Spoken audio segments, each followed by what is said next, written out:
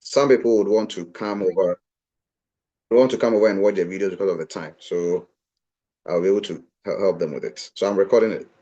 So we covered these misrepresentations, which is in other words, representations. Okay.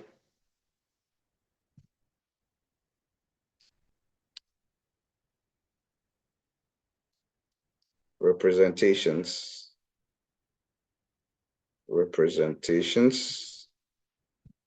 My screen is very slippery. We covered warranty. We covered contributions net. We covered concealment. We covered insurable interest. We covered subrogation. We covered indemnity. We covered social insurance. We covered indemnity. Okay, let me go up a bit.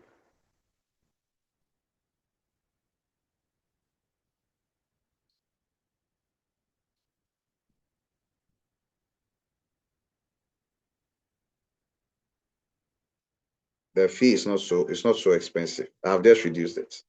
And so I know students, they will say they don't have money. So I've just reduced it. You always don't have money, but they are always flexing. All right, let's continue. And risk, this one, I'll use a password to solve this. You let me finish. I'll use a password to solve this. We covered utmost good faith, property loss, expert loss control, risk management, personal risk, loss finances. So these are what we covered yesterday. All right. So now, those I'm yet to cover. All right. Those I'm yet to cover. I'm using blue. I'm going to start with this one first. This question comes every year. So you pay attention. It will bring in some other significant areas. Those I'm yet to cover. This guy shouldn't be. So.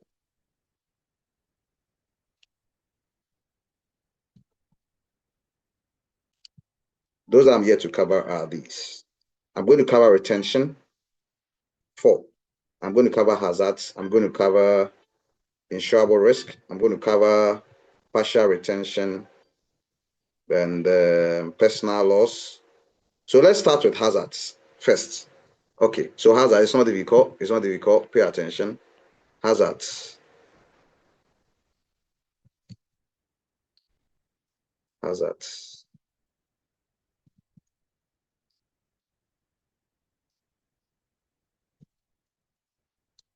I expect you guys to do well because the weekend students, I had 2 sessions for them, but some of them, the network was bad, so I had to extend it to another day.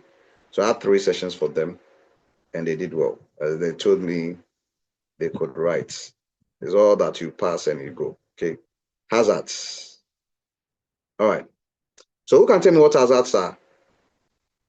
Let me keep this here.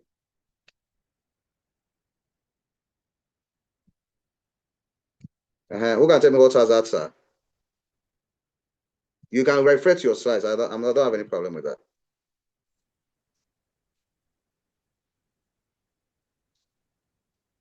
Hazards.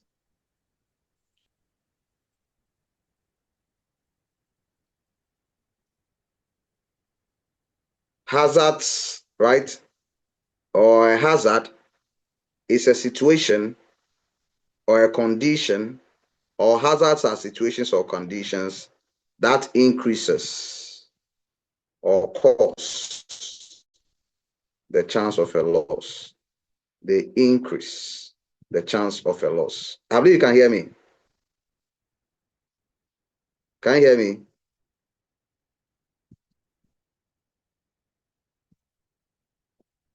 Can you hear me?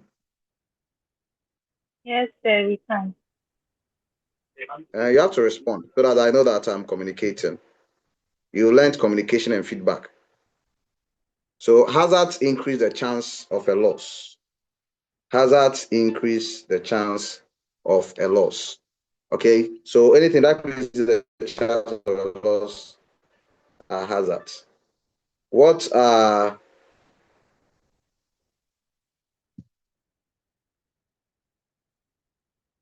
now? What are the types of hazard?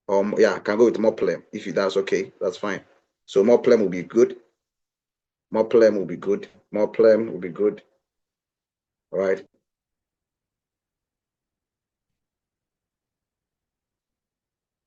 Or Mopem, whichever one you can go with. Mopem, Moplem, Mopem, right? Mop, whichever one you want to go with. Mop, Moplem, any of them.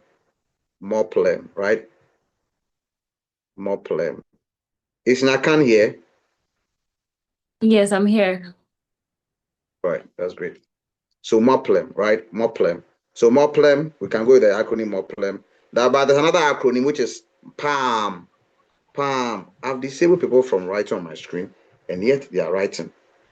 PALM, right? The PALM, we substitute the moral with attitudinal hazard, but they're the same.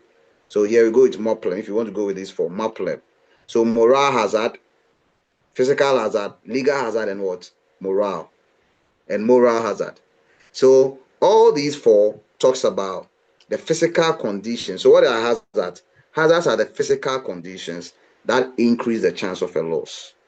Hazards are conditions or situations that increase the chance of a loss.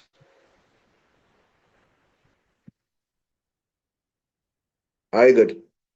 So now what we are looking at is that what we are looking at is that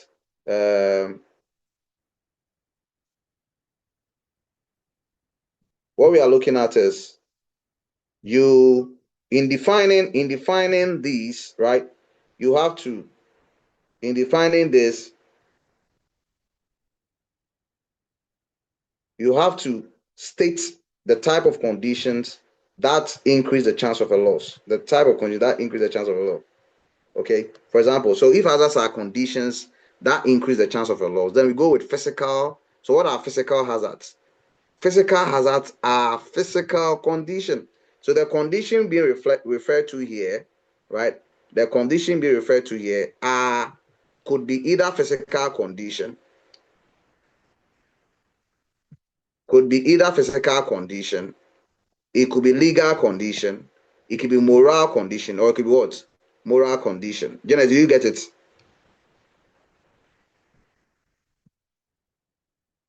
Yes, I get it. Okay. So what is physical hazard? Or what are physical hazards? Physical hazards are the physical conditions that increase the chance of a loss. What are legal hazards? Legal hazards are the legal conditions that increase the chance of a loss. What is a moral hazard? Moral hazard, the one with the E. They are the moral conditions, but because they don't want to say they are the moral conditions, you have to just say they are the character defects. I get it. That increase the chance of a loss. So the character defect is the condition that increase the chance of a loss. What is moral hazard? It is the carelessness of the individual that increase the chance of a loss. So the carelessness of the individual, the phrase carelessness of the individual is the condition that increase the chance of a loss when it comes to moral hazards. Will you all remember the definitions?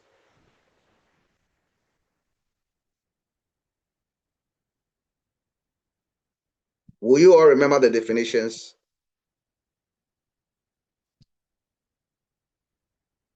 Yellow. Will you all remember the definitions Yes, of sir. the Yes, sir. That's good. So, what is the acronym? MOPLEM. Now, today, what we'll do is that after each session, before I move on to the next, we'll do a quick recap of what we just discussed to see whether you remember. And everyone is talking. If you don't talk, I'll be so much happy and delighted and pleased to remove you from the group. But it means you are not here. You are here as a spy. The vice chancellor has asked you to come in to spy whatever we are doing. So I'll remove you because you are not studying. Maybe you are not going to write the exams on Friday. So those of us who are going to write the exams on Friday, allow us to study so that I will remove you. When I call your name, you don't answer. Twice, I call your name first, again, no answer. See yourself out of the group. I don't, regardless you've paid, because you are not here to study. So if you are here to study, whereas you're going to write on Friday, you should be able to take part in a discussion. All right. So the acronym is MOPLEM. MOPLEM. You can keep this. Moral, physical, legal, and moral hazard. And you should understand the definition. It's very, very simple. The conditions are only the difference between all the four is just the conditions. But increase the chance of a loss repeats for all of them. All right, let's continue. Any question before I move on? So we are done with hazards. Okay. I don't know how the questions will be. After this, I'll bring in the question for the regular weekend students. Then I'll see how you guys will be able to, whether we can be able to solve it. I'll just teach you the strategies to approach it. Okay. We want you to pass. That is why mostly if it's an exams period, we have the class for only our students, the private teaching student. But we're like, let us help some people. Okay. Let us see how we can help other students so that they can pass. All right.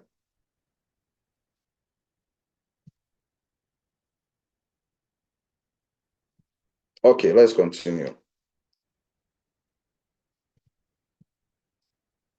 All right, so we are done with hazards. Now, what do we go next? We go to insurable risk, number 10. Let's go on to insurable risk. I'll finish. We have to finish before 6. Or after 6:15, I should be done. Insurable risk. Can you see the screen? Can you guys see the screen? Yes, please. Okay, that's insurable risk over there. Let me change the color, the font color. Let me use this.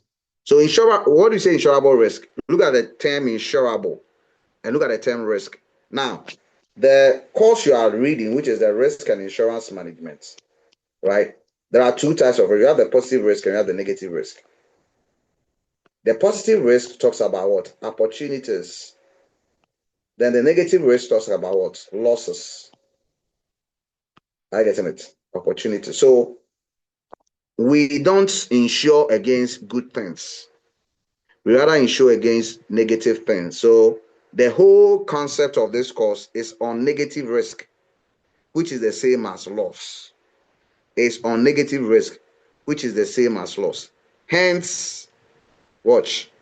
Hence, when I told you that, look at number 14 and number 19. They are talking about the same thing. Personal loss, personal risk. Why? It's only the matter of the risk which has been changed toward loss. So when you hear personal loss, the loss you are thinking about is what? Is the negative risk, which has been repeated for 19.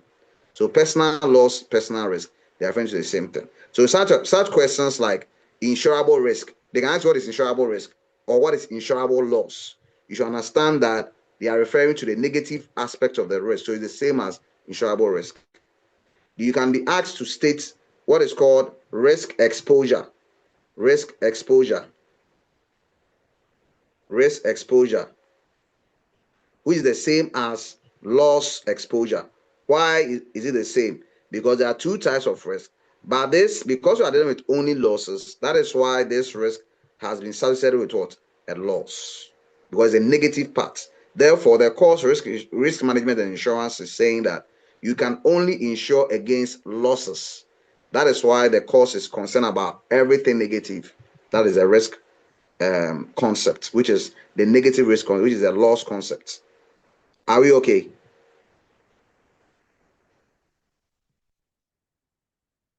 Are we good? Yes, please. Yellow. So whenever I hear anything, insurable loss is the same as insurable risk. If you hear anything, risk management, they can also be termed as loss management because they're thinking about the negative part of risk. Liability loss exposure, number 22. It can be the same as liability risk exposure. Property loss exposures, it can be the same as property risk exposures. Loss control, 24. It can be the same as risk control. 26. Loss financing, it can be the same as risk financing. So note that. All right, now let's proceed.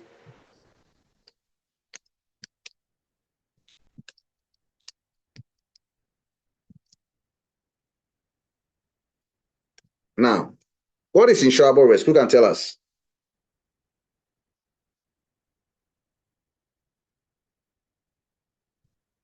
Yes, who can say that? Who can tell us?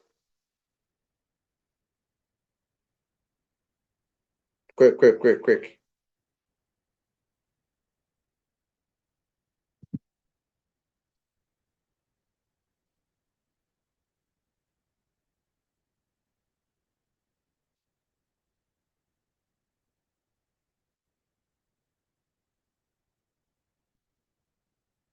Oh, please be quick. Let me see the charts.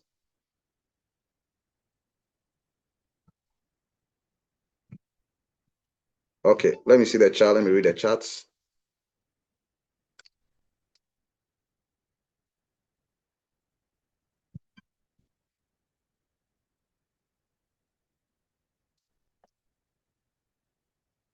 Oh, insurable risk refers to risk which can be insured. Remember, you cannot insure all losses. You can only insure losses. Like it's similar to the insurable interest, where you lose financially. I get it. You should be able to insure losses, right? Or insurable risk refer to risk which can be insured, or losses which can be insured. You cannot insure all types of losses. If you lose your eye, you cannot insure against your eye, right? Or you cannot insure your eye with an insurer, so that in the event you lose your eye will be fixed back. Your eye may not be restored. It may be restored. I get it. That's why especially employees who work at the factory or at the heavy duty of department, they are all insured. Employee compensation, or there are all forms of insurance. But sometimes when you lose certain things, you cannot insure. You cannot insure against your father not dying. He will definitely die, because when he dies, you cannot bring him back to life. So we insure losses, or we insure risks which are insurable. If they are not insurable, there are so many risks which are not insurable. If you lose your girlfriend, it's a risk. It's a loss to you. Negative risk is a loss. Can you insure against losing your girlfriend, that in the event I lose my girlfriend, the insurance company should compensate me by giving me a new girlfriend? No. So it's not an insurable risk. But there are characteristics to help you determine whether or not a risk is insurable or not. And it must satisfy, I think, 6 criteria or 6 characteristics. All right, good. So let's start with the characteristics. They may ask you in exams. 6 characteristics. One. Who can tell me one? Yes. I want to finish today so I can have enough time tomorrow on what to study. Yes. Bethel, give me one. No catastrophic loss. The loss you are going to insure must not be catastrophic. When you say a loss is catastrophic loss, right? Then the interpretation is that loss must not have a very big impact on the operations of the organization. Like UPSA, look at the buildings of UPSA.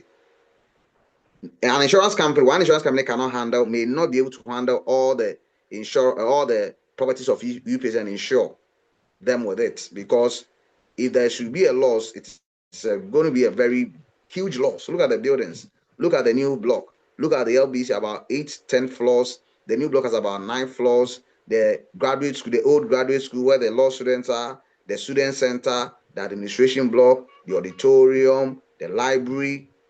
It's really huge. So when you are insuring a risk, the risk must not bear a catastrophic loss. But UPSA must still insure, despite the high-rise buildings or the skyscraper buildings, UPSA must still insure. So how do you handle catastrophic losses? To handle catastrophic loss, just like UPSA's case, you must apportion the insurer, the loss exposure, so you must apportion the properties or assets to be insured with different companies. So we could say that we are insuring the Twin Tower block with Prudential Life. We will insure the auditorium and the LBC and the library with, let's say, Star Life. We will insure Student Center and the administration block with, let's say, any other insurance company, Enterprise. So though it's a catastrophic loss, it cannot be handled by one person, but then it can be divided. It can be apportioned. It can be allocated to different insurance companies to handle it, because the cost involved is huge. When the loss occurs, the loss involved, the cost involved, the money you lose, what you lose is only the buildings, the projector, the seats, the boards, the dividers of the partitions. You're going to lose a lot. So in such a case, you spread, you apportion, you diversify right? The insurance package, or you diversify your insurance application with different or varying insurance companies who have the capacity to insure the property. Are we good? Are we good? Hello, are we good? Yes. You have to respond so I can finish on time. All right, number 2. Who can give me the second point? Loss must be accidental or unintentional. Good. The loss must be accidental or what? Unintentional. In other words, the insurance company will always inspect that the loss which has occurred was accidental. You didn't deliberately or intentionally cause the loss. If they realize that you deliberately caused the loss, remember moral hazard, the carelessness of the individual, right? To do what? To increase the chance of a loss. It means that you deliberately did it. You were careless. Therefore, if you are negligent, right, the insurance company will not be in a position to indemnify you when they inspect and realizes that the loss was caused by your negligence or the defect in your attitude. They will not be willing to compensate you. So the loss, if you want to insure the loss must be what? Accidental. And don't forget what we discussed yesterday. Private insurers insure against what? Pure risk. Why? Because for a pure risk, there is a loss or no loss. They don't insure against speculative risk like gambling. Why? Because for speculative risk, you either lose or you gain. You either lose or you gain. So accidental or unintentional loss. The loss you are going to insure must be accidental, must meet the requirement of being an accidental or unintentional loss. All right. Number 3. Yes, you can tell me number 3. Determinable and measurable loss. The loss must be determinable. You should be able to determine an appropriate figure. We should be able to determine a likely cause of it, right? So determinable and measurable loss. We should be able to estimate something like a value in the event the loss occurs, the kind of value which you are. If you've been with this insurance companies, or if you're an organization where you find insurance officers coming in there, what they come to do is you want to insure your property. They come and take an inventory of all your items. Why? They want to estimate appropriate premium. Why? They want to know when the loss occurs how much you are going to lose. It should be determinable and measurable. Number 4. Yes. Who else?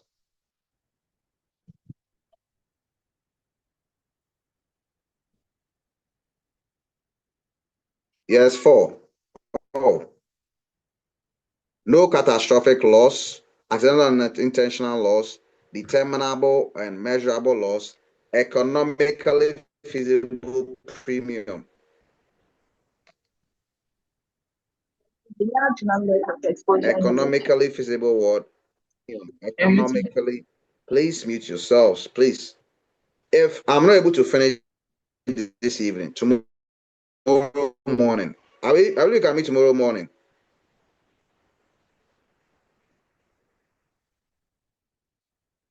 Can we meet tomorrow morning? Yes, sir. Yes, It depends on sir. the time. Class, you have to make time. Like 8 a.m. Is 8 a.m. okay, or 7 a.m.? 8. Yeah, 8 a.m. You have to make time. Me, I don't have so much time. So when I'm making time for you, and you are going to write the exam, I'm not going to write the exam. So you have to prepare. Even if you are going to see your ex or your boyfriend or your girlfriend, you have to say, I'm preparing for exams so that you can make time and join the class. Because in the afternoon around this time, I'll be busy. I'll be teaching some other students. So number 5, so it might be a calculable loss. Calculable loss because, as I said, we should be able to estimate the chance of the loss occurring, the value involved. All right, good. So it should be a calculable loss. Number 6, are they 5 or 6? There should be law of what?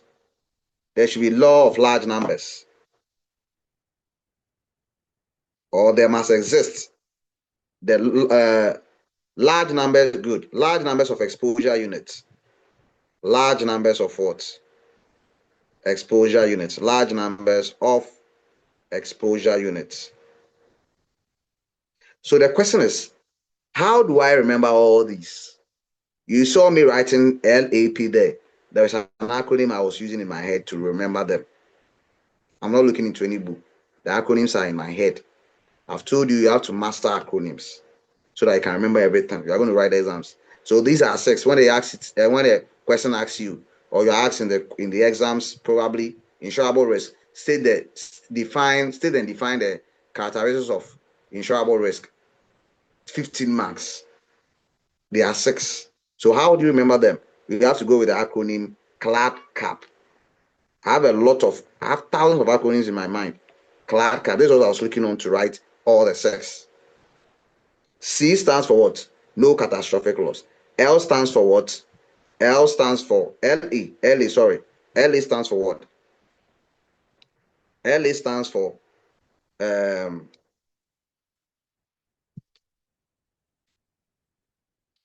so there's it.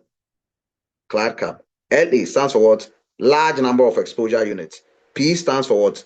Economically feasible premium. C stands for what? Calculable loss. A stands for what? Accidental and unintentional loss.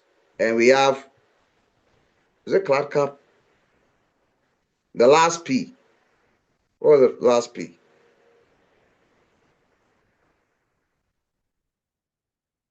Okay.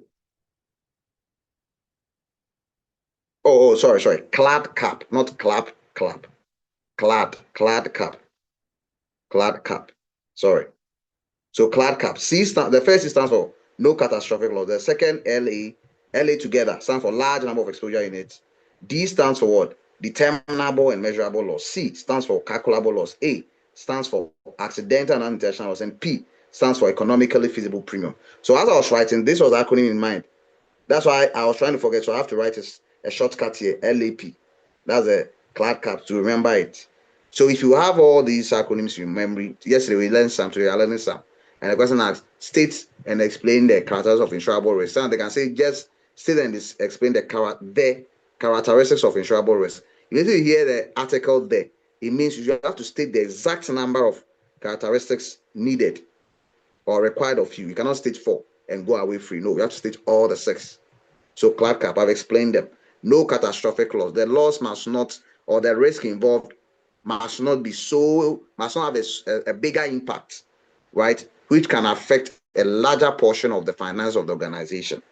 But then, even though the loss can be if the loss should occur, can be catastrophic, or if the risk should occur, can be catastrophic, the business apportions the insurance coverage with different insurers who have the wherewithal, who have the financial capacity to handle those insurance. Are you getting it? So it should not be a catastrophic loss, right? The loss to occur must not be catastrophic. Then we have what? Accidental and unintentional loss. People must not, the applicant or the loss must not be caused intentionally or deliberately. Determinable and measurable loss. The loss must be able to be measured. Measurement meaning it should be quantifiable. The loss should be quantifiable. Otherwise, they cannot pay you. They cannot compensate you, right? Economically feasible premium says that the loss should be able to be assessed in order for the insurers or the insurance sector to be able to estimate an appropriate premium to be paid. Or the loss must have received the benefit of what? Premium contributions to the insurers. For the insurers to reimburse or for the insurers to indemnify the insured in the event the loss occurs. So economically feasible premium attached to the loss, it would say that the insured should have been able to contribute premiums to the insurers, right, to cover for the loss or to pay for the losses in the event they occur. Calculable loss. The loss should be able to be estimated, or the impact of the loss should be able to be estimated. Large number of exposure units. Large number of exposure units is saying that for all the let me say something here. I believe you guys are writing.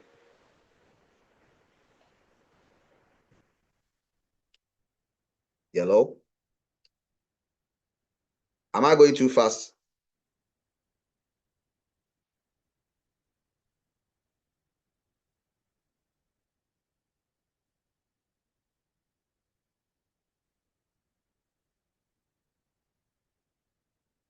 Am I going too fast?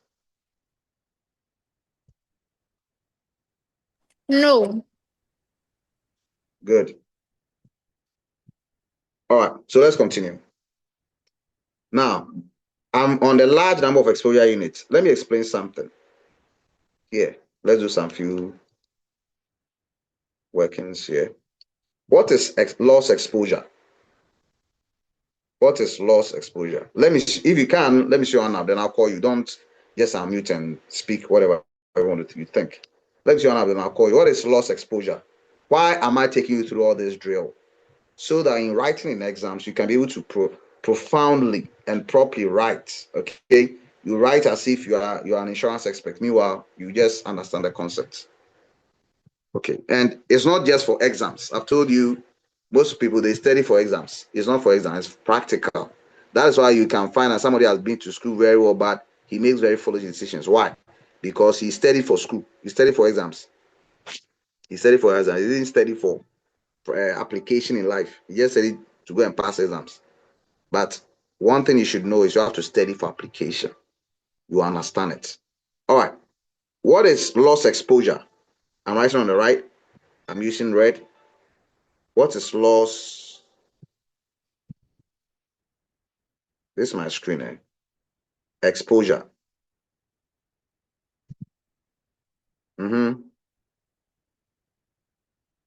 Jacqueline, what is loss exposure? Loss exposure.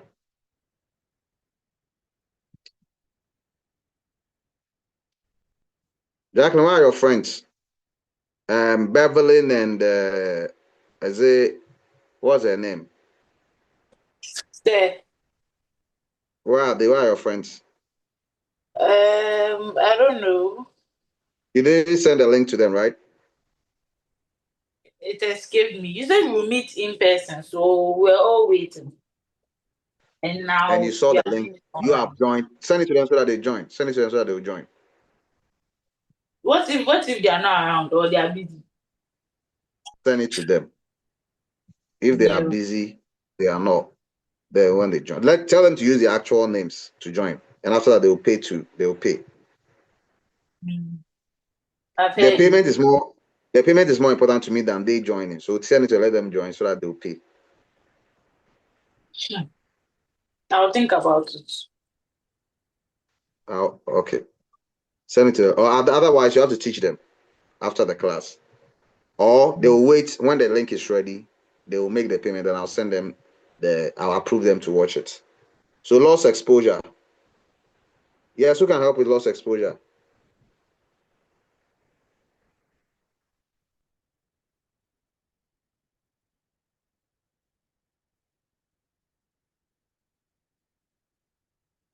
Oh, class. Laurentia. It is a situation in which you're not okay. But wait. Take your time. We didn't get what to say. Come again.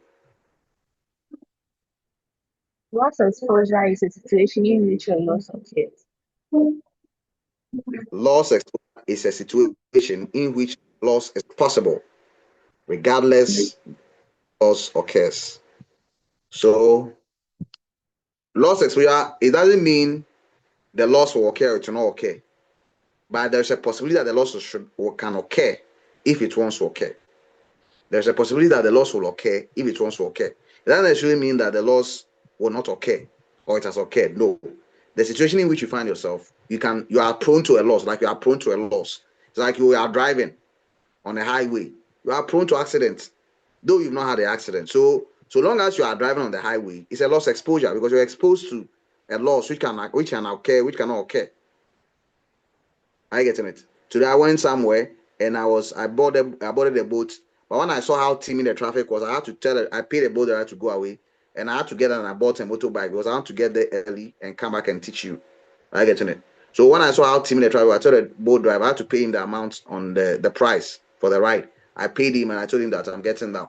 And I got down, walked a bit ahead, and I got a motorbike person and I took the motorbike. Sitting on that motorbike, which I was afraid, was a loss exposure because and the guy to the way he was riding the motorbike, as if he doesn't have a family in his life. So when he dies, he'll go alone. I had to tell him, I had to say, Chairman, to was na me person me pra. You understand? I told the guy, Chairman, to was me person me pra. So the guy had to slow down and maneuver his way to get me where I had to go. When I was coming back to looking at the track, I had to get another bike. It took me halfway and I had to order boat and continue my journey. I get him. So being on the motorbike, I haven't had an accident, but it was a loss exposure. I was just exposed to a loss. All right. So loss exposure is a situation. Listen to me, oh. It's a situation in which the loss is possible, regardless the loss occurs. So whether the loss has occurred or not, it's a loss exposure. That is one. Then we have loss exposure units. So being on the motorbike was a loss exposure. But what was the loss exposure unit? The motorbike was a loss exposure unit because it's a motorbike which is subject to the loss.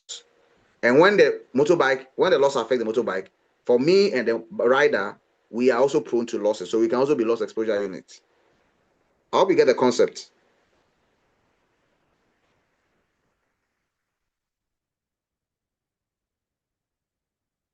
Hello. So please, can you go over the loss exposure units again? So I'm riding on the motorbike. The rider picked me on the bike because I wanted to get to where I got early, and the guy was riding at speed, and sometimes we maneuver about 3-4 cars, right? And I was having fun, but I was really afraid. But my stomach, my heart had fallen into my womb. My heart had fallen into my womb, so I was really afraid. So riding on the motorbike on the highway was a loss exposure. The activity, the action, the situation of riding on the motorbike was a loss exposure.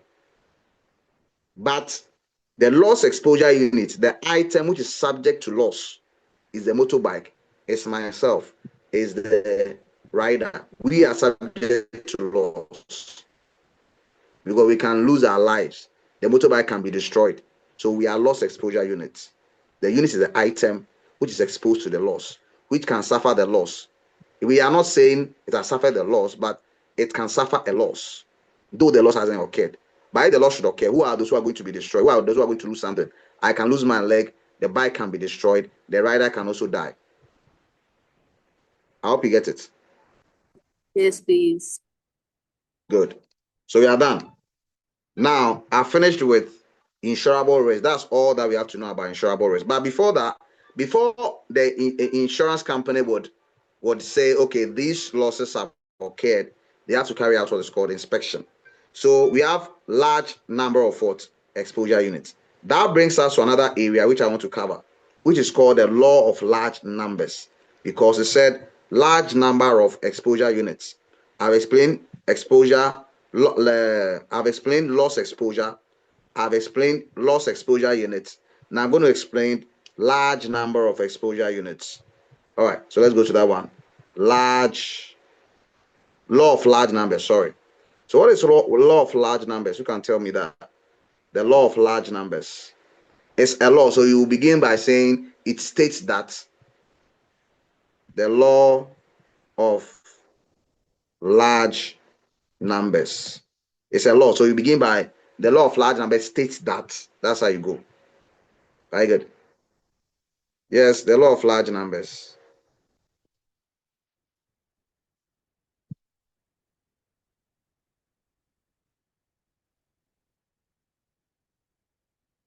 Yes. I don't want to be coach. If you can, just raise your hand.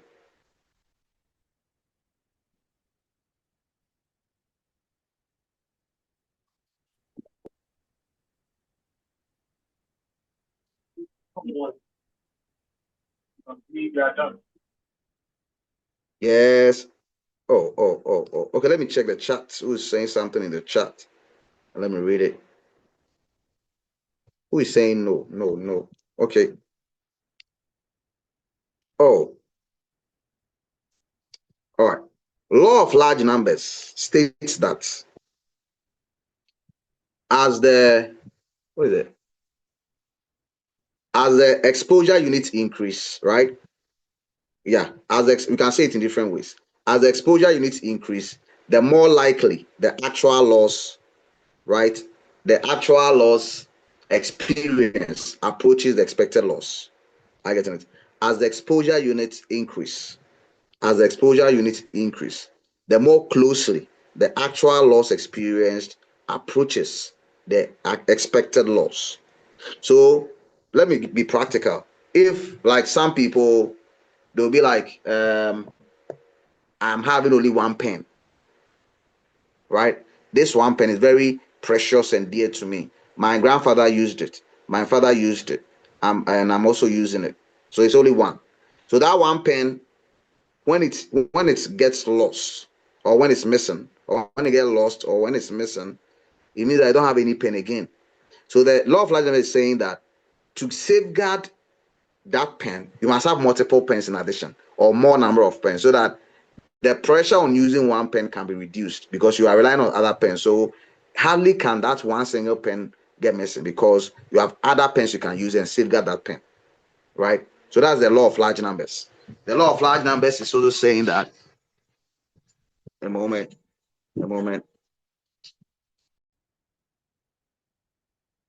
guys, let's continue. So the law of large numbers states that, right? As the exposure units increase, or as the number of exposure units increase, right? As the number of exposure units increases, the more closely the actual loss experienced approaches the expected loss. I get it. So that is what we are learning about the law of large numbers. So you can be here, state the law of large numbers, 1 mark, 2 marks, then you write that. As the law of large numbers, that's how it goes. All right. So we are done with the characters of insurable risk. That is the number 10. We are done with it. Okay. So I'm going to explain retention number 4, and then I'll link it to number 12, retention. But before that, I have to come in. Let's talk about pure risk. There are certain things here we talk about pure risk.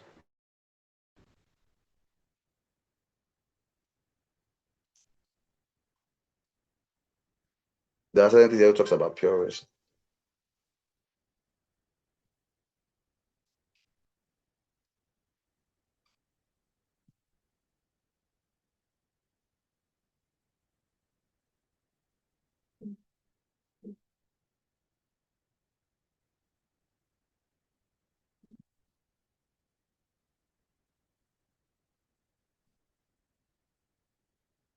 All right. So we said, or we learned that pure risk,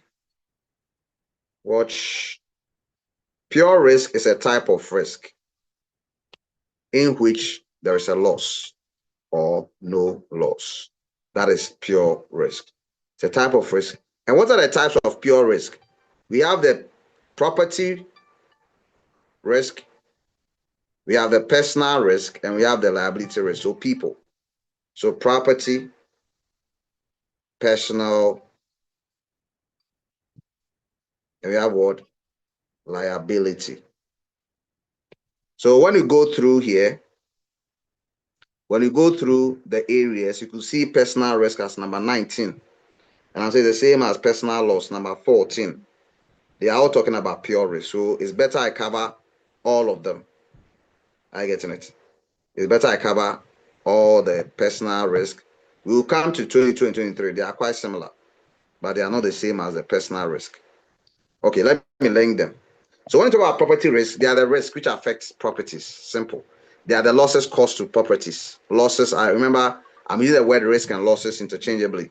Property risk refers to the losses which affect property, such as damage to properties like a burglary, flooding, I getting it, and any other thing else. And we have personal risk. These are risks or losses which affect individuals. I getting it. You can, let's say, die. It's a loss. It's a risk. You can have an accident. It's a loss. It's a risk. You can anything. You can lose your money. I getting it. These are all personal risk. We have liability risk. These are losses which are associated with what? legal suits.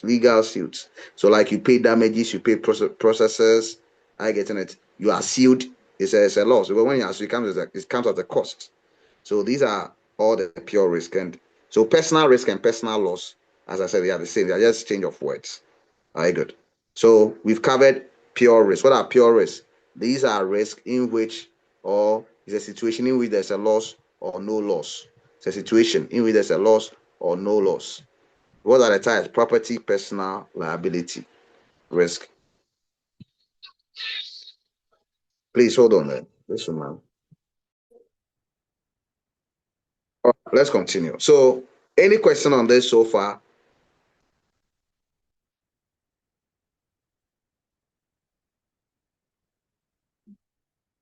Any question? Should we proceed? All right. If there are no questions, let's continue.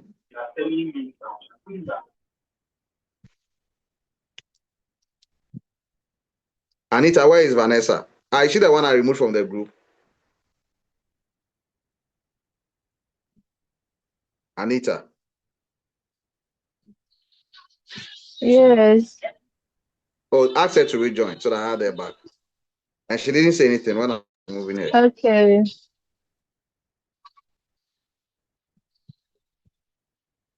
All right. Let's continue. So now what are we left with? We've done from the top. I'll explain partial retention. No, now. I'll explain it later on. Personal law, we've done it. Let's talk about premature death, number 16. So we've done all these areas. We've done all these. I'll speak about this. I'll link this one to number 4. So I'll speak about that. So let's go. What is premature death? Somebody said to die before your time. It's a matter. Go and write that in exams and they'll give you 20. What is premature death? Mm-hmm.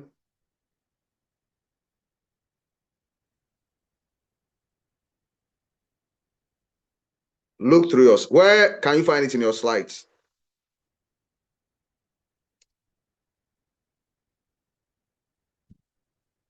So I'm linking premature death with this miscellaneous provisions.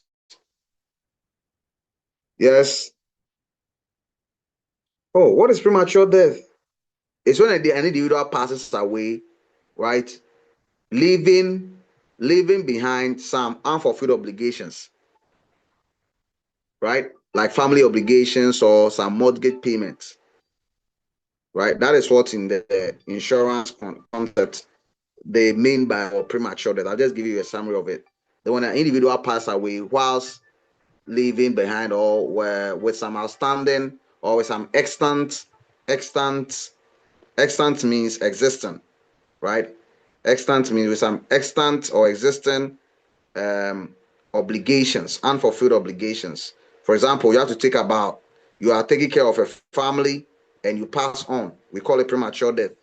Your children are in school and then the person passes on. I had instances where some people, their parents are the one taking care of them and their parents die when they were in school. That is called premature death because the father is taking care of the kid, right? And the father passed on. So what will happen to the child's education? That is what is called premature death. So you can insure, right? You can make insurance coverage that, but someday or somehow the parents know their health condition. Be like, I'm not so much healthy, maybe, or I'm an older person. I may die in the next 5, 6 years. So and meanwhile, I'm taking care of my kids. So let me cover this insurance, or let me undertake an insurance or take an insurance policy to cover for my child school fees, whatever. In the event I die, right? This insurance can be able to cater for my child's school fees or my child's education, right? That's premature death.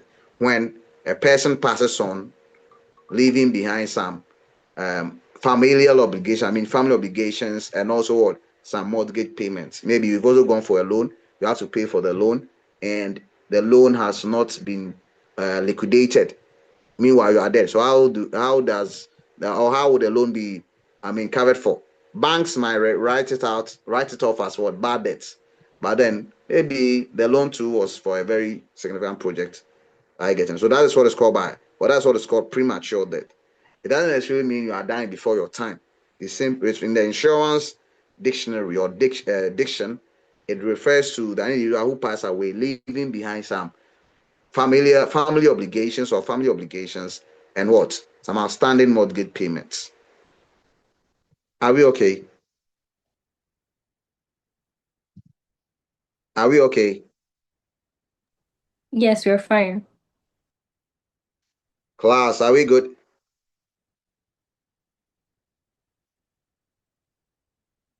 All right. So those of your friends who cannot join, you just let them know that there's a recorded session. I'll share the link in the group. I can only access it when I give you access. So when they are able to make payment, then they will access it and they'll study it.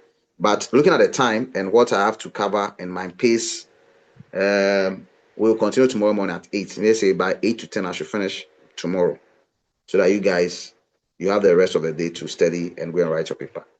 All right. But I'll solve a past question with you.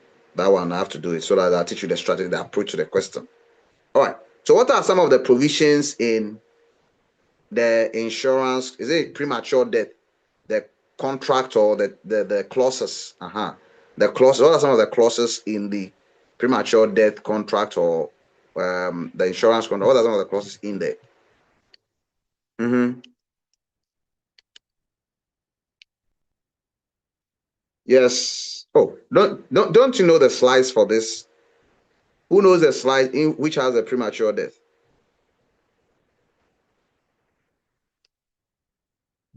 You are going to write exam, so Friday.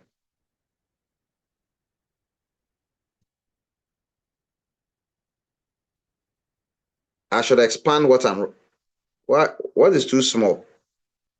What is too small on the screen? Let me expand it, enlarge it, or zoom it Please, out. I mean, what you are projecting, the thing, I can't see anything. What then? There are so many things on the board. So which one can't you see? Everything, say everything. Antenna, leave and join back. You see, because you're the only person complaining that they are small. So You're the as only person complaining. you should zoom it in, because like what she's saying is where the things we are, the terminologies are, it's quite tiny. So if maybe you could zoom in a little.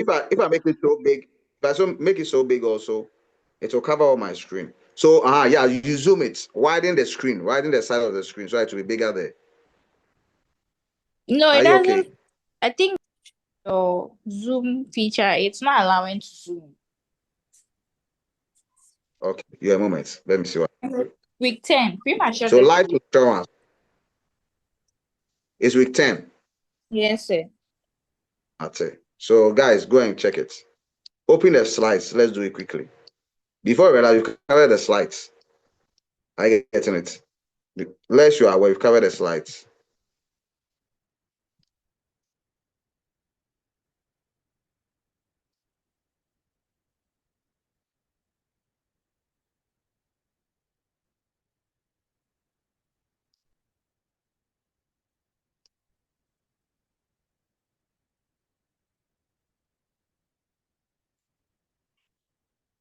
I believe you are learning, or you aren't.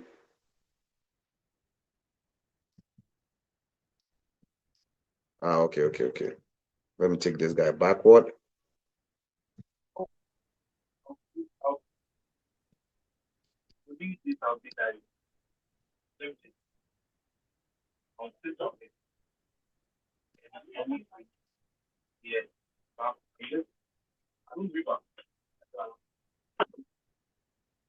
Okay. And so I do you want it this way?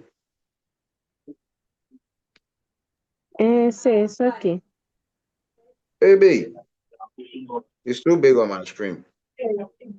Oh, say like I don't mean too big, oh, but then at least something that I Is it can okay? see because I couldn't see anything at all. Is it okay? Yeah, say it's okay. The ways they are bigger, the characters are bigger before me. I'm surprised. Okay, let's do premature death. So let's tell us what are some of the clauses in the premature death contract or something, or the clauses. I believe I'm stating the right thing in the slides, right?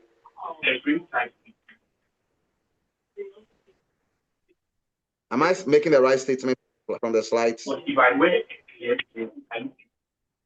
Please mute yourselves.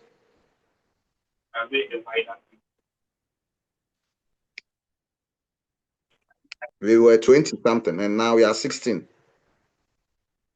Okay. Maybe they will watch the recorded session. Oh, what is the premature death? What are the clauses in the premature death contract? So there's the ownership clause. We have the ownership clause. I'm mentioning, hold on. I'm mentioning these clauses because of this. Watch. I'm mentioning these clauses because of this. It says premature death. And it's talking about what? Miscellaneous provisions. What did I say provisions are? Provisions refer to the terms and conditions in the contract, the clauses, everything in the contract. They are called provisions. So I'm linking the premature death to the miscellaneous provisions. And if they are talking about miscellaneous provisions, then they are also in essence referring to what other provisions in the contract. And it's an exam. They can bring anything. So you just have to prepare for that. Right? We have the word ownership clause, we have the suicide clause, we have the what else? What other clause do we have? The entire contract clause. Entire contract clause. What else? Suicide Yes, is she the only one who has access to the slides? Incontestable clause. Incontestable clause, meaning that there are some clauses which cannot be challenged, yeah, that's basically it. It cannot be justified or rationalized, whichever. I get it. So those are clauses in the provisions. That's what I wanted to cover. And we have the miscellaneous provisions also as part of the clauses in the premature death contract. So we are done with premature death. Now, let us go to project risk management. Yes, who can tell us about project risk management?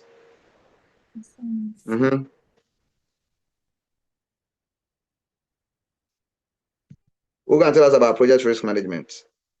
The techniques, the document, the process. Who can tell us about it?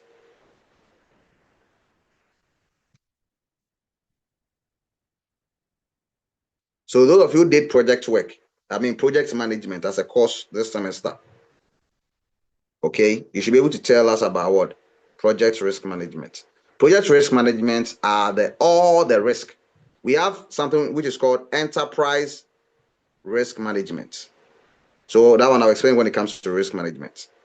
So for project risk management, it's talking about all the risk involved, right? That can prevent a project from being realized. When I say credit risk, listen, credit risk, it's not about the good side of risk, it's about the bad risk, meaning the risk that individuals who borrow may not pay. When I say relationship risk, I mean the risk that you relationship and you may not enjoy it, or you'll be in a relationship and will regret later. I'm talking about all involved in what? A relationship. Your guy can cheat, you can cheat, anything. Some fall into a relationship where it's very abusive, and foolishly they will say, I still want to be in the relationship. Regardless, the guy beats them, the guy abuses them. You have to leave. That is risk. We will do when we get to the risk management. I would give those examples. So like we realize that we're not just reading for exams, it's practical in life. So project risk management talks about all the risk associated with what? Managing a project. All the risk associated with what? Managing a project. So what is the process of managing a project? What are the documentations involved? Those who did project management, you should understand this more. What are the processes of a project management processes?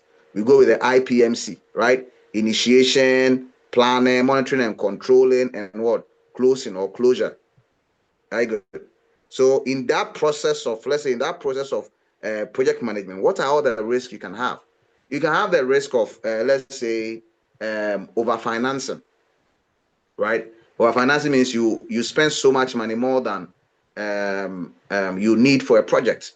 We can have the risk of underfinancing, right? Underfinancing means you've provided for That's under budgeting basically. You provide for funds which are lesser than the actual project costs.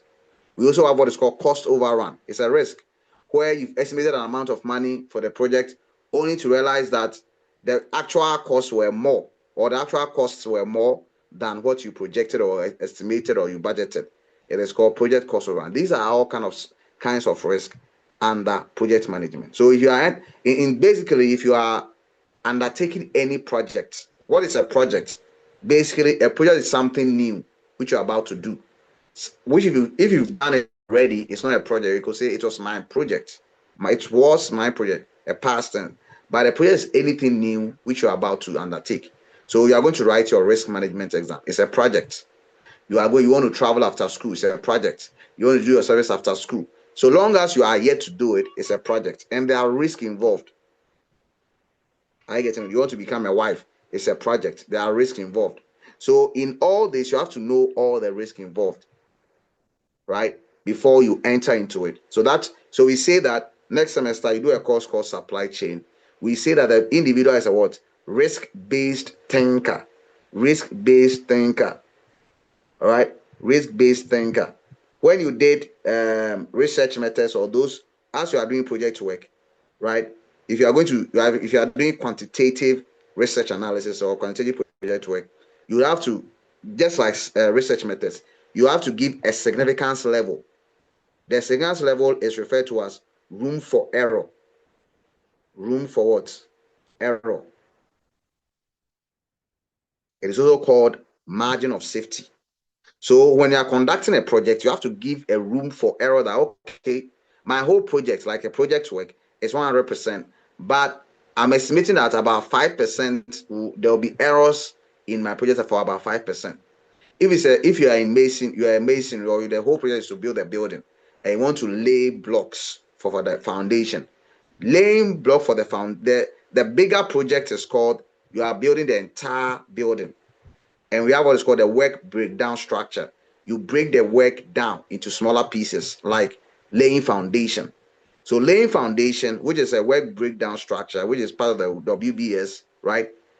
That foundation you have laid, you can estimate a room for error that we are expecting to finish this whole foundation laying is 100%, but we're estimating about an error of 5%, meaning 95% is a confidence level that your foundation will be very solid, will meet the target. But the 5% error could be, let's say, some spillage of the cement, some blocks breaking away. Those could be your 5% error. And that's a risk. So the estimate you give to that portion where you know that your work will not be actually or absolutely 100% is called a room for error. That error is a risk you are giving a percentage for. Are we good? Are we good?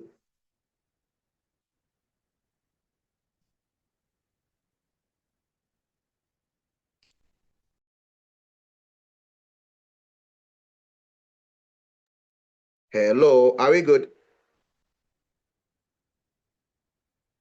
Yes.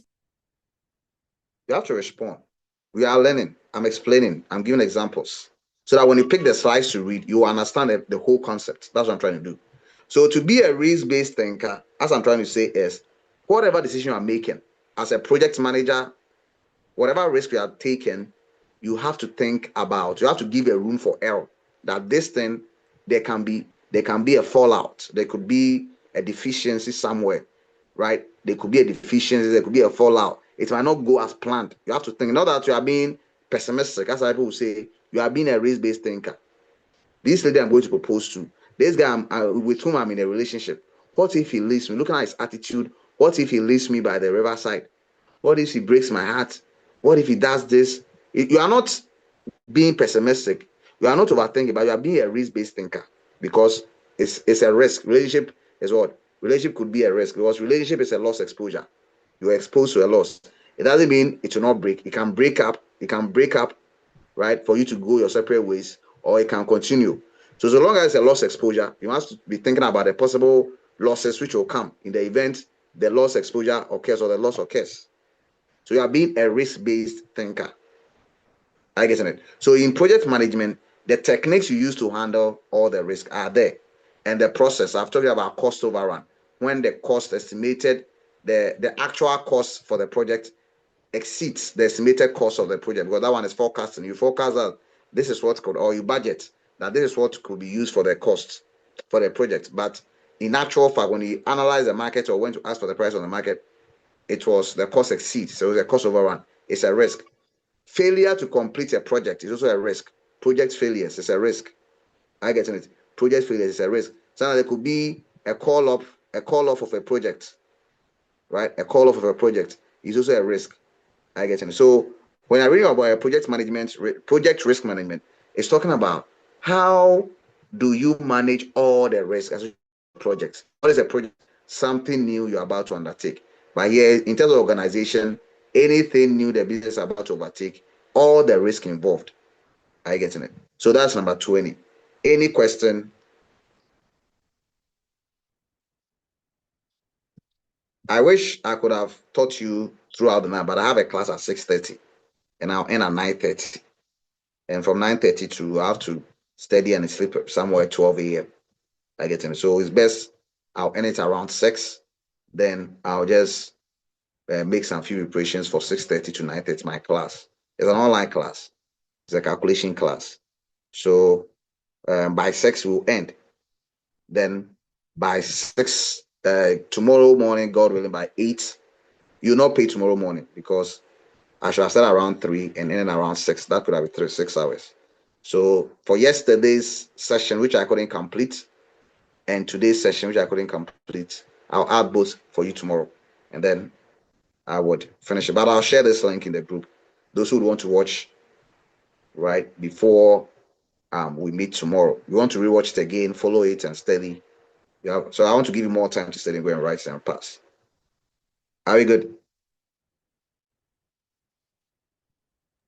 Yes, sir. All right. Any questions before I go on to the next?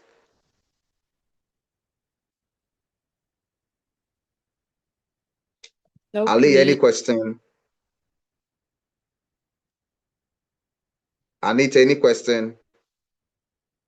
Bethel, Dede, Ima, Delali, Elom, Jackie, Laurentia, Nancy, Nyakan, Prospera. Prospera, I haven't heard your voice. Are you sleeping or you are in the class?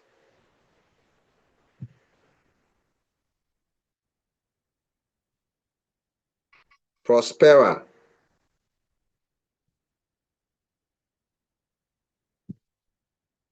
She doesn't want to even respond. Okay, so let me see. Okay.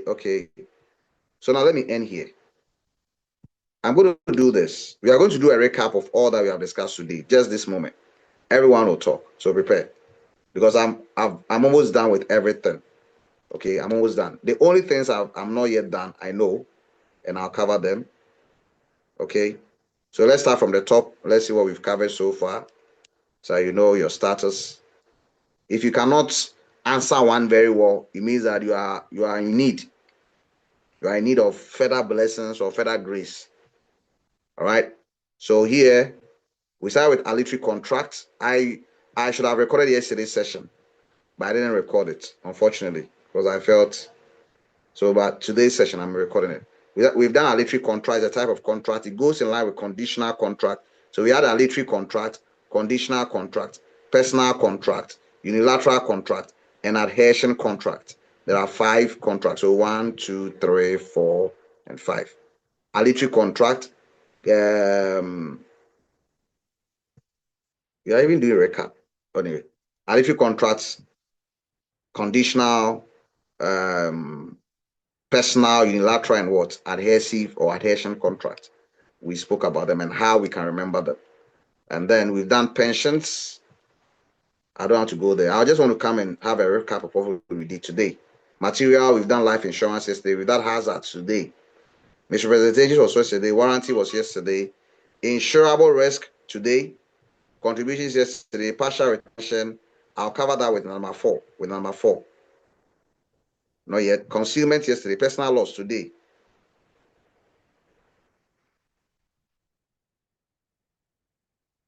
We've done insurable interest yesterday.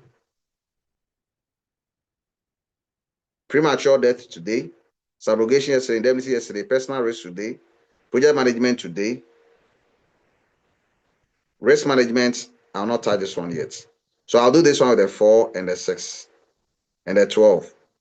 Liability loss exposure, all these are together. All these guys are together. So I'll take, when I tackle them, we'll finish it. All these guys are together. This also, 26 also joins them. Then number 4 comes in here. Then number 12 also comes in here. They are all a group. So when I tackle this, then I'll finish everything. All right. So I'm going to tackle them right now. Then, God willing, tomorrow we start the past questions. 2 hours. We'll start about 3 or 4 past questions. Then we go away, go and write our paper. Then I've done this. Sorry, we did utmost good faith. We've done utmost good faith. Yeah, 25, we've done it. And okay, we've done miscellaneous provisions under premature death is in there. Then reinsurance, we haven't done it. I'm going to come to it. We've done social insurance yesterday. We've done indemnity yesterday. So the main things you are left with are 4, 12, 21 to 24. They are together. So when I pick risk management, all this will be covered. Then now let me take reinsurance, which is unique. And that's why we do our recap before 6. Good, 5:41. Let me see if I can finish quickly. Guys, are we following? Yes. All right. So let me pick on reinsurance. Pay attention. Anita, have you asked her to join? Have you asked her to? Okay. When I send a video, she can watch it. She should just message me. I'll give her I'll open it for her to go and watch. Pay attention. Insurance. Pay attention.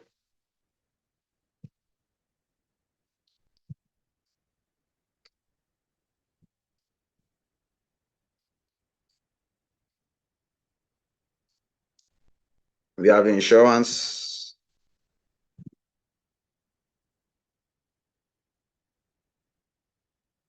Then it gives us reinsurance. So let me just write reinsurance. Then it gives us reassurance. Reassurance. So we have insurance to reinsurance, and we have reassurance. Pay attention. Insurance is the transfer. All these are talking about losses, transferring losses. We are transferring losses. Insurance talks about the transfer of losses from the insured. Insured, INSD, is the insured. From the insured to who? The insurer. Why is the loss being transferred from the insured to the insurer? So that, and this sort of transfer, it is called risk financing. Risk financing. It is called risk transfer. That is the first thing. It's called risk transfer, right? Or insurance risk transfer. Transfer, you can write in full, right? You can write transfer in full. Then we also talk about what? Risk financing. Why is it risk financing? Remember, in the document here, look at the 26. I told you that they can use risk or loss. So loss financing, I'm writing it here. It's also in the 21 to 26. So just follow. Risk financing.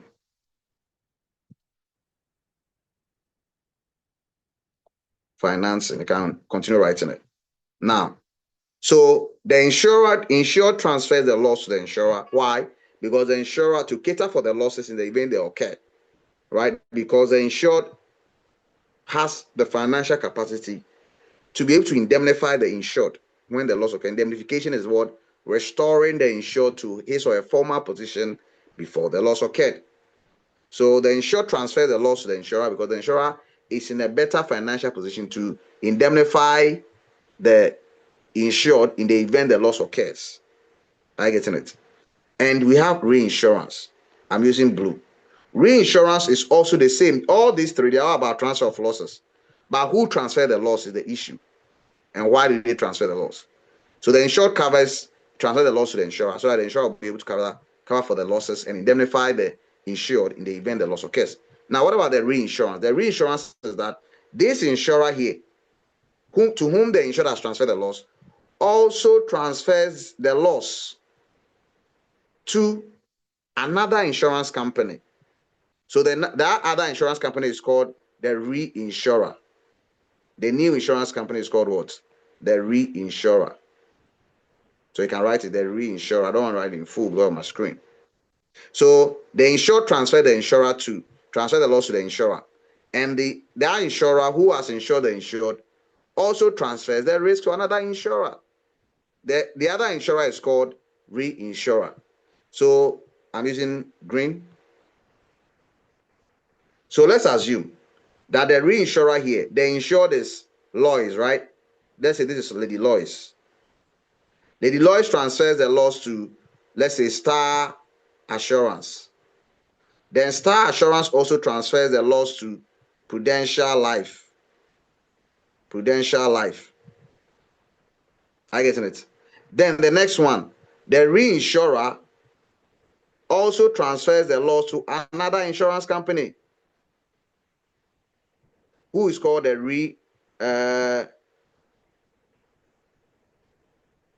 what's the name? Is it reassurer? Yeah. Guys, you remember the name? Tell me, right? I think I've forgotten. I think it's the reassurer or something. Is it retrocession? Good. Retrocession. Good. Retrocession. Good. Thanks. Retrocession. Good. So let me write it here. Red. Let me use red. Retrocession. So reinsurance, and retrocession. So retrocession. Good. So the reinsurer transfers the risk to the retrocessionaire. That's the term. The reinsurer transfers it to the retrocessionaire. So that's a reassurance to the retrocessionaire. Retrocessionaire. So if you spell this way, you can write in full.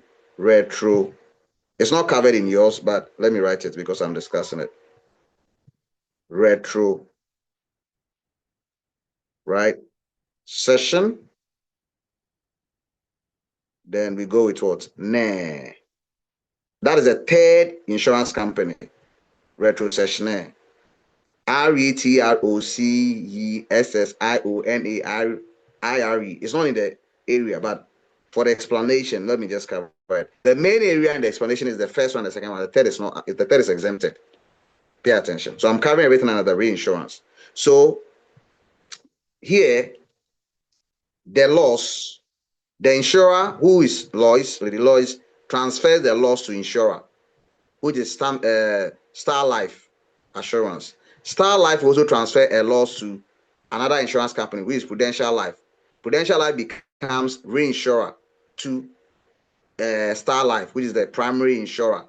Then the Prudential Life, I'm using blue, which is the PL, Prudential Life, right?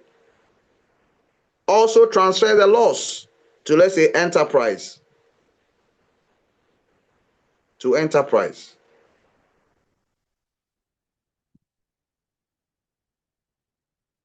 Are you getting it? So now, what are these? They are all transfer. They are all transferring losses. But for the first insurance, it's the insured who transfers the loss to the insurer. But the reinsurance is saying that the reinsurance, you can say it is the process whereby the primary insurer, that is the insurer who has insured the insured, right, transfers parts or all losses to the reinsurer to cater for the losses in the event they occur. Now, why would the insurer, which is the primary insurer, which is the Star Life Assurance, transfer some parts or all losses to the reinsurance, to the reinsurer? It can be one, the insurer doesn't have the financial capacity, right, to cover for the losses, right, which might occur, which the insured has referred to, or subject to the insurance policy or the insurance contract between the insurer and the insurer. So the insurer cannot cover for the losses. So if the insurer cannot cover for the losses, he can also transfer part of the losses to another insurance company, which has a bigger financial capacity. Assuming UPSA, look at the high-rise buildings.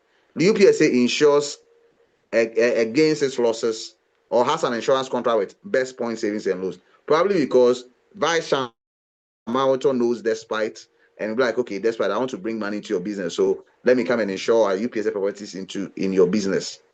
Look at Best Point. Look at UPS, look at the buildings, look at the cost involved. Do you think, genuinely, Best Point can cover for the losses? Or do you think Best Points can cover the losses of UPSA, the UPSA, the entire school? Do you think so?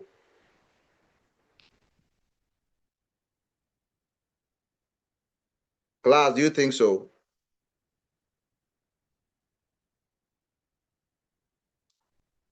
Let's be quick. Let's be quick. Do you think, looking at Best Points and UPSA school, the entire school, with their hotel, their hostels and everything, their buses, motor vehicles, and their high-rise buildings and blocks, even they are building more. So UPSA, in no time, they'll start building in the air because the lands will be scarce. So they'll start building, they will invite the Chinese to come and build high-rise buildings in the skies for us. Do you think Best Point can cover or can take an insurance on UPS's properties? Best Point? No. No, because Best Point doesn't have the financial capacity. So assuming the vice chancellor would go in for Best Point, Best will be like, okay, I can only have an insurance coverage for your vehicles, your motor vehicles, the buses and the other UPSA branded vehicles. But for these buildings, don't worry. Okay, I'll transfer them to, for these buildings, I'll transfer them to, let's say, Prudential Life. So you transfer the loss to Prudential Life, part of the loss because it doesn't have the financial capacity to handle it. Then, or maybe Best Points insurance policies do not cover certain policies, certain assets or properties of UPSA. So he feels Prudential Life will be better off to handle them. So maybe they also have some agreement or some connections, and we'll talk about them. So he transfers them to Prudential Life. Then Prudential Life also, so Prudential Life has become the reinsurer. Then Prudential Life also will be like, okay, we received all these buildings and properties from UPSA, but then we can look at the cost of all these buildings. I've told you they have to come and inspect them. They have to come and carry inspection to see whether it's determinable or measurable, to see that whether it's calculable, to see the premium they have to estimate for UPSA to pay. They have to come in. So after exam, you'll be like, okay, the blocks are many. So we can cover the new tower, the twin tower, we can cover the student center, and probably the professional union building. Those are the three we can cover. But for the graduate school, the law school block building, and the auditorium, those ones we cannot. So we will also move it, or they will also recommend it to another insurance company. So Prudential Life is now also moving portions of the loss or the properties of the buildings or the loss involved to another insurance company, Enterprise. So Enterprise become the retrocessionaire. Are we good? Are we good? Yeah. All right. Now pay attention. The question, the area given by the examiner or by the lead is on reinsurance. So what is reinsurance? This is the process whereby a primary insurer transfers part or all of the losses, right, which an insured has insured against the primary insurer with another insurance company, into bracket, the reinsurer. The reinsurer. Remember, insurer, reinsurer, and retrocessionaire, they are all insurance companies. But the first point of call is the insurer. The second point of call is the second insurance company is called reinsurer from the first insurer. Now, the second insurer, who is the reinsurer, transferring the loss to the third insurance company, the third insurance company is called retrocession. Now, when the reinsurer, right, I'm using pink. When the reinsurer, the cost involved in the process of transferring the loss from the insurer to the reinsurer, it is called cession. Cession. Cession is the cost involved in transferring the losses from the insurer, primary insurer, that's the first insurer, to the reinsurer. It is called cession, right? It is called cession. Now, there are some two types of reinsurance. We have the treaty reinsurance and we have the facultative. This one is a past question. It has come about 4 times. Facultative. UPSA, they can create more past questions, but the answers are the same. So we have the treaty reinsurance, we have the facultative reinsurance. Facultative, like faculty, management faculty, communications faculty, actuarial mathematics faculty. So facultative reinsurance. Listen to how you can find the definition. Treaty reinsurance. Treaty. When we say treaty, what comes to mind?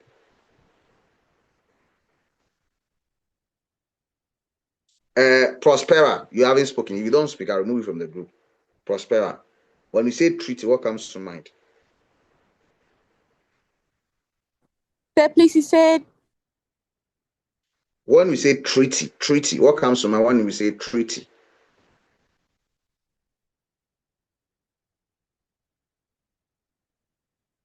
You and your boyfriend, Prospera and the boyfriend has had a consensus that whatever they will do, they will not abort any baby. If whatever they do comes to pass, they will not abort any baby. So whether it's deliberate or intentional or whatever, they go and do whatever they have to do, and then there is a baby. Prospera and the boyfriend has agreed, we will not abort any baby. I will give birth to that baby, that child. That is a treaty. It's an agreement you had with your boyfriend. So treaty reinsurance, what must click into your mind, or what must click your mind is it's an agreement, because treaty is an agreement. So what is treaty reinsurance? Remember, reinsurance is between the primary insurer, the first insurance company, and another insurance company. So what is treaty reinsurance? Treaty reinsurance refers to that it's a type of reinsurance, right, where the insurer has agreed to transfer losses to the reinsurer, and the reinsurer has also agreed to accept the losses to be transferred by who? The insurer to it, to cater for those losses. Am I making sense? Yes, sir. Yes. Treaty reinsurance is a type of insurance. It's a type of it's not a type of insurance. So it's a type of reinsurance where the insurer has agreed to transfer losses to the reinsurer, and the reinsurer also agreed to accept the losses or to cater or to cover for those losses, which will be transferred to it by the insurer. That is treaty. There's an agreement. The key word is agreement. If you learn this, you can always learn a lot of things, and you can write. It's grammar, so you can write in your own words. But here you should listen to what I was saying. I'm mixing up the terminologies. Reinsurer, insurer, transfer of losses, as I agree to cater for or cover the losses. These are all the terms that should tell you I understand what I'm writing. So treaty is the key word. It's an agreement. Facultative, faculty. How do you see the school? It's a faculty. They are into groups. So facultative reinsurance is a type of reinsurance where the insurer transfers the losses to the reinsurer on a case-by-case basis, on different cases, not all the time, on different cases, as and when there is need, they will transfer. Are you getting it?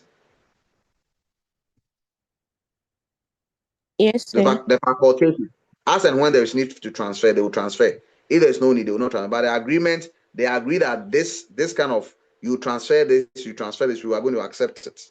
So facultative is a case-by-case transfer of losses from the insurer to the reinsurer to cater for the losses in the event they occur. Are you getting it? When the losses, that is a retrocession.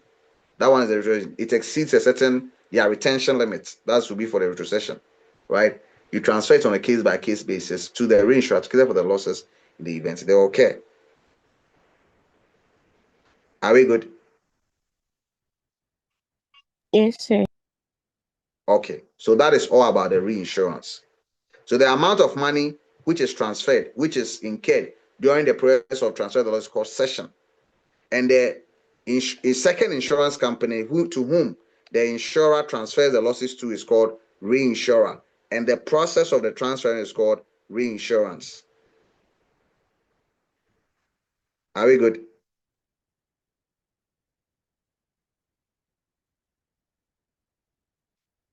Are we good? Yes, sir. Yes. Any question, any contribution? Anita, yes. The teaching is my network was slow. Can you come again? Told you when I'm teaching, don't be using certain words in my class. I've been telling you, and you people want to try my loyalty. Don't be using this word. Can you come again? It is not good for the class. It's not healthy. It's not healthy. It's not healthy. It's not. It's not an important ingredient in the class. So rephrase your words for me to listen to what you Can you go over it what you want me to do. Can you please go over the Go teaching over for another bad word. Go over what? yes, but Can you please repeat? That will be better. When you say go over, what runs through my mind? I wish you were in my mind to see what is running through my mind. Only Lois understands what runs through my mind when you say these words. She's not on the page. Okay. So don't be using those words in the class. It's very unhealthy. Can you come again? Can you go over? Say I'm sitting on it. Say I'm lying by it. What are all these things for? They are really bad. All right. We said that the treaty reinsurance, we said that the treaty reinsurance talks about an agreement. The concept is an agreement. Agreement between who and who? Between the insurer and the reinsurer. So the insurer agrees to transfer the losses to the reinsurer, and the reinsurer also agrees to accept the losses to be catered for, or accept the losses which will be transferred from the insurer to it to cater for those losses. Are we good? Are we Yes. good? yeah, All right. thank you. So we would end here. Is 6. Let's do a quick recap before we finish. Have you finished? I want to clean the board. Have you finished writing?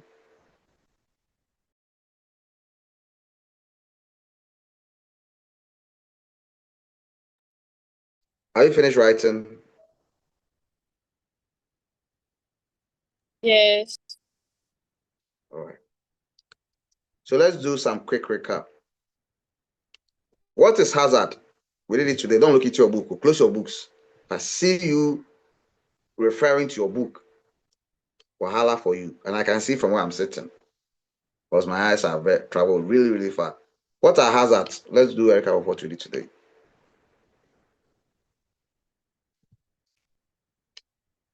Yes, what are hazards? Only what we did. By 6:15 we'll close.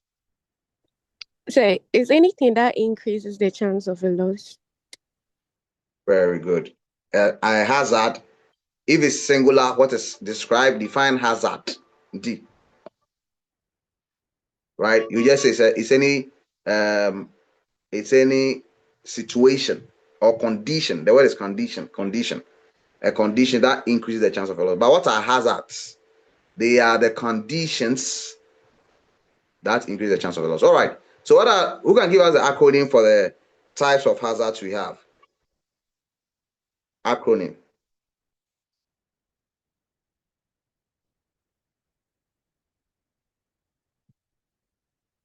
Acronym for the types of hazards.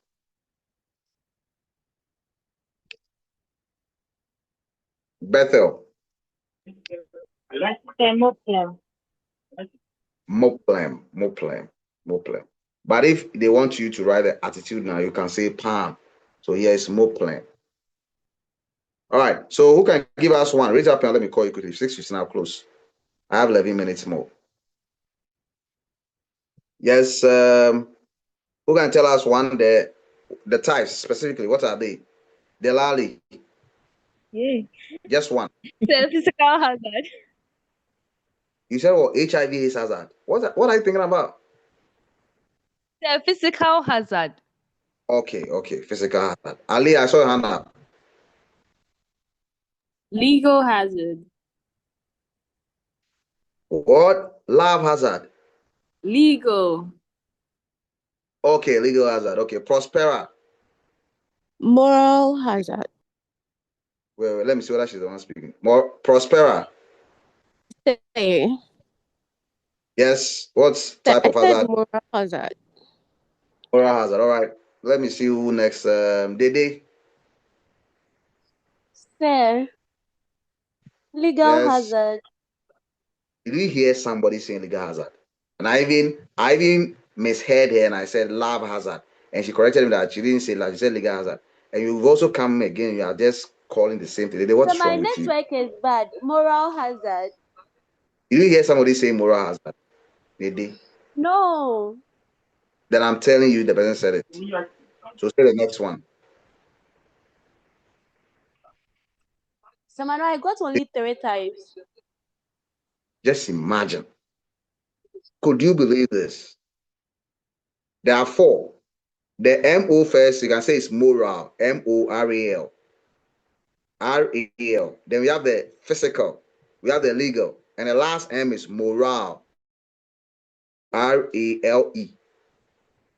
Have you gotten about the 4 Okay. now? Yes, please. All right. Next one you are writing, just pay attention and stop thinking about your ex. You will not come back again. All right. So that's it. The explanations, you should explain them by yourselves, however you write it. Let's go to premature death. What do we talk about? What do you say about premature death?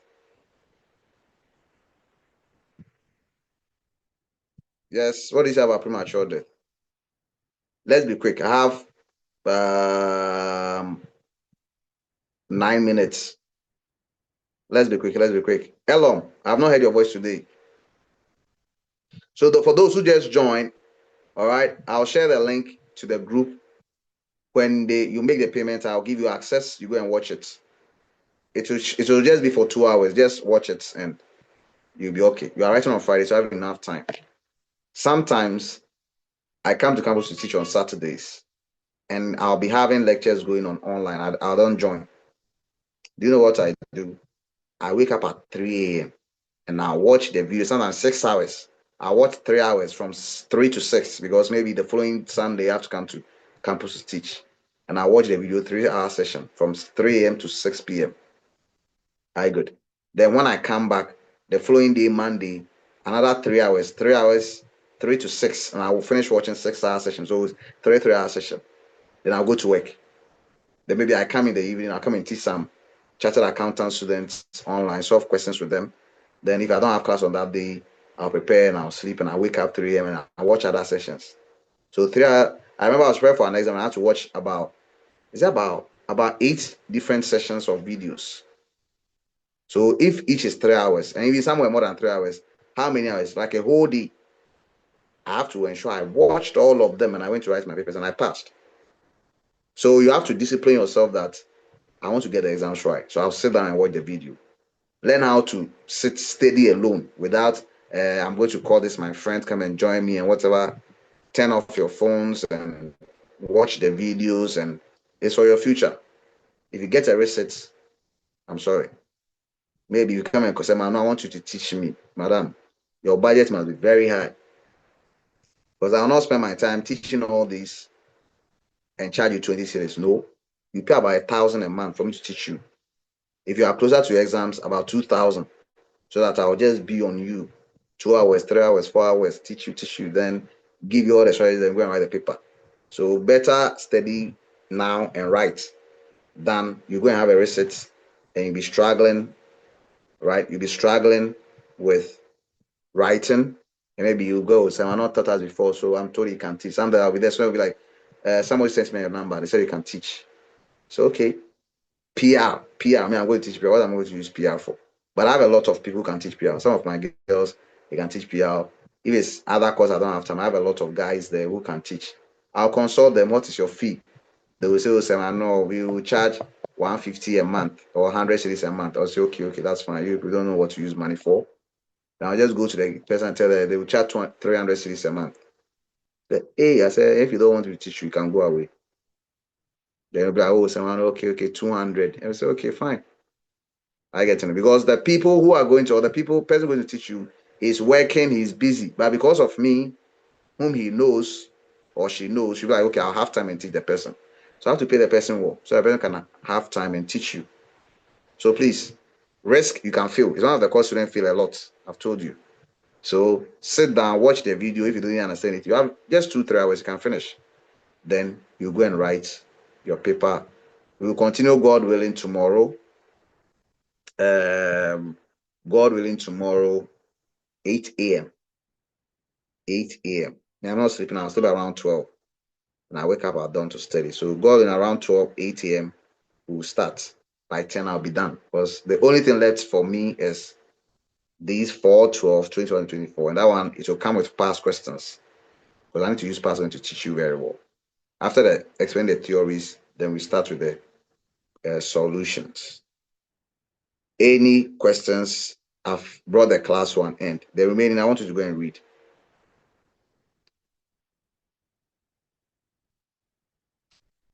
Any questions? Sir, All right. please, we've made payment today. Tomorrow we aren't going to make any payment before we join, right?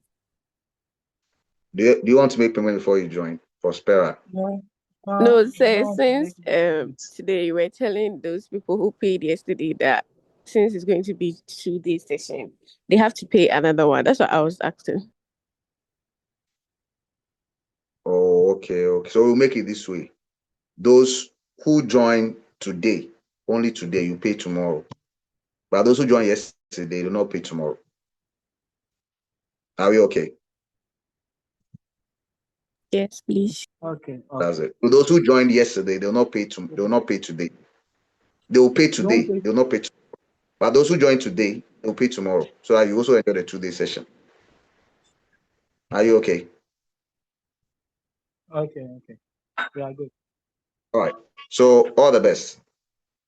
Good Thank you night. very much. God willing, tomorrow. So I'll upload a video on the channel, on the WhatsApp group. Then the link. I'll send a link, so you have time and you can watch it. It should be about close to. We start from 4. It's now 6:12, so it's about 2 hours and 12 minutes. Are you good? So I just uploaded a video. You can go over and watch and listen to the explanation again with your slides. You'll be okay. So, Okay. sir, So you good just night. press on the link. Are you just going to press on the link and the video will come? Come again. Are you just going to press on the link and then the video will come? No, it will require a password. So if you are interested, you just tell me. Godwin, you paid yesterday, right? Yes, please. I paid yesterday. Have you paid today? No. So when you pay and my guy tells me you have paid, then I'll just open it up for you. Then you go and I'll grant you access. Then you go and watch it. Otherwise, some of you are too Christianized. You are too Christian than someone like me. You then go and share the link to all your friends. And meanwhile, you paid before I gave it to you, but you are going to share it to all your friends. So let your friends come and pay, and then I'll give them the link. Are you good? Yeah. All So, right. and said, some people they paid, but we were not able to join yesterday. How about those people too? They paid yesterday, but they couldn't join. Yes. Oh, my guy will tell me when they request from my guy will tell me. But yesterday, Okay. unfortunately, I So didn't they record the prefer session. your bank. Yesterday, unfortunately, I couldn't record the session. So what will be done is that I will assign them to some of you to take them to what we did yesterday. I guess I'll assign them to some of you to take them to what we did yesterday. So if they are Okay. your So friends or they know you and they go and meet you, then you help them out. Are we okay? All right. Any other thing else? Dede, Deidra, Delali, Jacqueline, Laurentia, Nancy, Prospera, Stephanie. Any other thing else? All right, that's fine. So good night. No, sir. All right, good night. Good night.